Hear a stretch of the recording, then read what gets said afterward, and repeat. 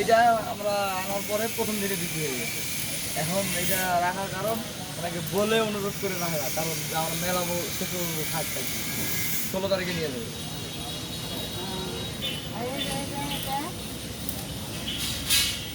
এটা হচ্ছে থাই জাতের, এটার দাম হচ্ছে 4,000 টাকা। এটা এরকম বড় সাইজ, এটার থেকে একটু বড়।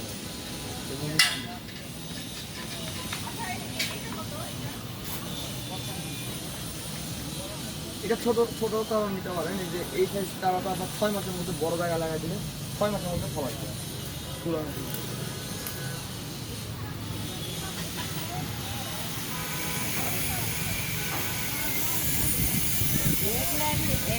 बढ़िया है, मैं सेव करता हूँ।